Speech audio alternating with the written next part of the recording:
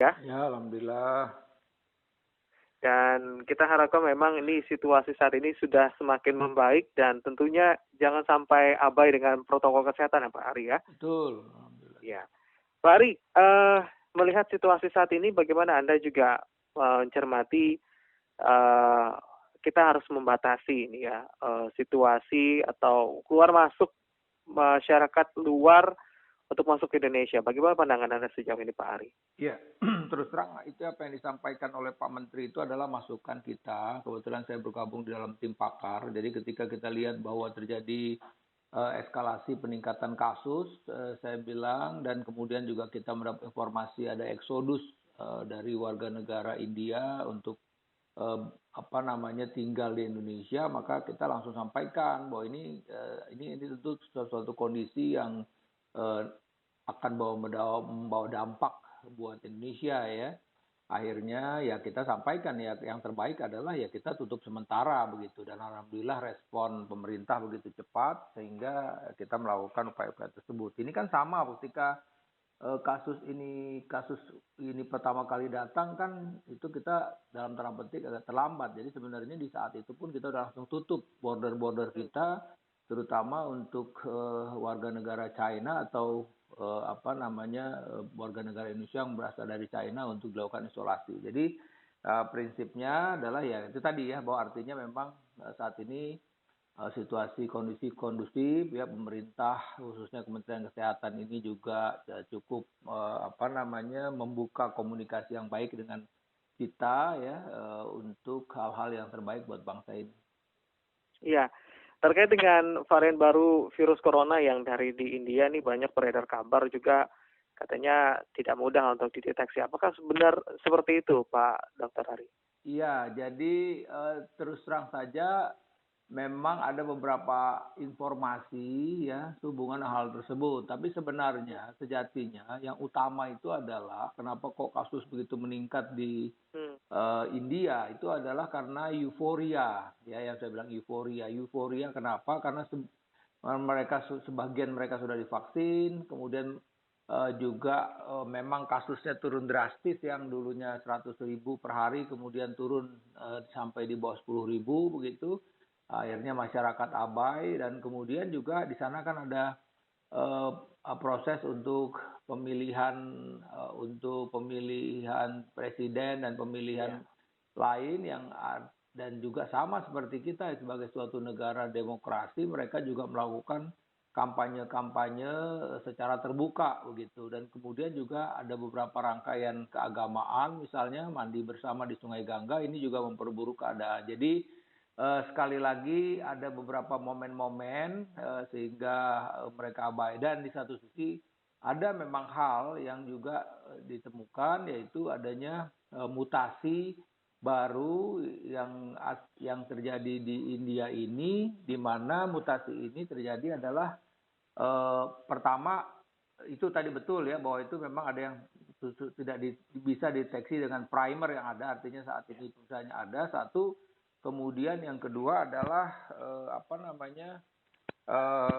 yang itu tadi ya, bahwa virus tersebut langsung menempel ke paru-paru sehingga dia tidak bisa terdeteksi dengan pemeriksaan yang hanya dengan orofaring seperti saat ini gitu, melalui swab tenggorokan, karena virus tersebut langsung masuk ke paru, terdeteksi langsung masuknya di paru-paru gitu, sehingga cara mengambil sampelnya pun tidak seperti cara mengambil sampel yang biasa, karena kalau tidak itu tidak terdeteksi gitu.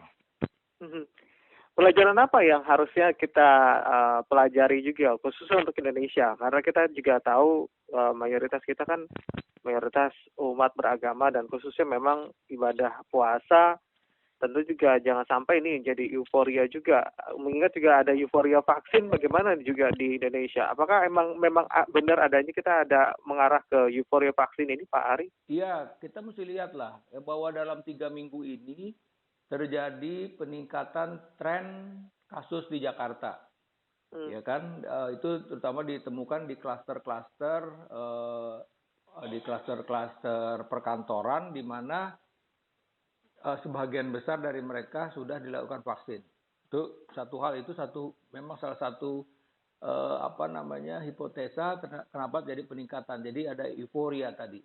Satu. Kemudian yang kedua adalah eh, peningkatannya, dan juga dari Wisma Atlet ya, juru bicaranya waktu itu menyampaikan juga bahwa terjadi peningkatan kasus dalam seminggu ini 26%. Nah, ini juga harus diwaspadai. Ini juga kan kalau kita bicara soal kasus yang hari ini itu eh, berdasarkan kontak yang terjadi pada 10 sampai 2 minggu yang lalu. Berarti itu pada saat libur Paskah. Nah, ini yang harus juga kita antisipasi. Ada momen-momen di mana memang masyarakat berkumpul ya, mohon maaf saya sampaikan demikian. Misalnya sholat taraweh ya kan, sholat artinya terus terang saja ya, kita tahu bahwa memang ibadah yang terbaik di bulan Ramadan ini adalah apa namanya itikaf di masjid begitu ya, berlama-lama di masjid ya kan. Melakukan sholat berjamaah, kemudian sholat taraweh. Tapi tentu yang harus kita perhatikan adalah bahwa apakah protokol kesehatan di dalam masjid tersebut dilaksanakan dengan baik begitu ya. Antara satu jamaah dengan jamaah lain ketika sholat itu ada jaga jarak atau tidak begitu. Nah, kemudian apakah pengurus masjid itu melakukan kontrol yang ketat. Misalnya pada saat masuk itu dilakukan thermal scan, ya kan? Kemudian juga apakah mereka yang tidak pakai masker, pengurus masjid sudah menyiapkan masker yang untuk mereka pakai gitu loh. Itu terus terang saja saya bisa sampaikan begini karena saya lihat kebetulan di lokasi masjid di tempat bekerja saya itu memang menerapkan hal demikian. Kita bisa sholat Jumat berjamaah, tapi mereka semua konsisten dan ada satpam yang di dalam lokasi masjid yang mengingatkan, di dalam masjid tersebut yang mengingatkan masyarakat untuk menjaga jarak, dan ketika keluar juga setelah sholat Jumat pun diingatkan untuk satu persatu, tidak usah terburu-buru berkerumun untuk jangan kontak gitu. Jadi prinsipnya apa? Bahwa sebenarnya kita ini dari awal lah saya rasa ya, sejak tahun yang lalu kita ini udah tahu gampang kok, artinya kita tahu bahwa menularnya itu dengan cara droplet gitu. Jadi sebenarnya kita gampang untuk mencegah kita tidak tertular. Apa? Ya pakai masker. Apalagi ya menghindari kerumunan, apalagi ya jangan jaga jarak ketika bertemu dengan orang. Apalagi ya cuci tangan pakai sabun, gitu aja sebenarnya. Cuman masalahnya kita konsisten tidak untuk hal tersebut. Ya oke lah ketika sudah lama gak ketemu dengan teman, janjian makan, buka masker dua-duanya, ya itu tadi. Nah kebetulan teman itu positif. Ini ada cerita, ini benar terjadian. Dia berdua kangen-kangenan, ibu-ibu mohon maaf kebetulan, ya kan. Nah kemudian makan kan kalau udah lama udah nggak ketemu kan memang udah pasti buka masker dan tertawa-tawa, ternyata si ibunya itu positif ya kan, dia nularin pulang ke rumah, bapaknya kena ketularan positif ya, akhirnya bapak ibu itu akhirnya masuk rumah sakit gitu. Itu kan kayak cerita-cerita yang padahal dia selama 1 tahun itu jarang keluar ibu itu. Kenapa? Karena dia takut ketularan, tapi karena tadi itu, karena rasa kangen tadi ingin ketemu. Ya kalau namanya makan udah pasti buka masker, itu aja ceritanya. Iya.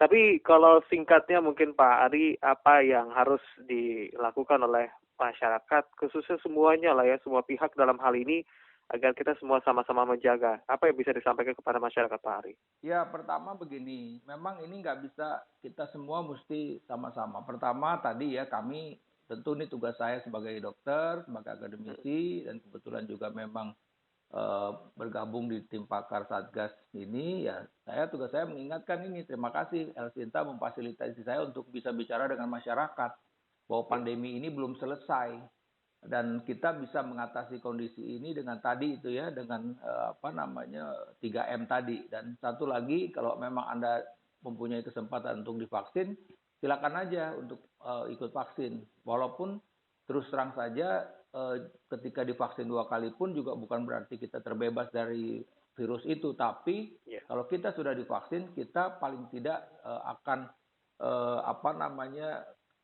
kebal ya, artinya tidak mudah, dan apabila kita kena itu tidak kita berat. Dan kemudian pemerintah juga konsisten, kalau memang tidak bilang boleh mudik ya udah tidak boleh bilang mudik semuanya, dari pemerintah pusat sampai pemerintah daerah. Dan ketika yang penting lagi ada law enforcement.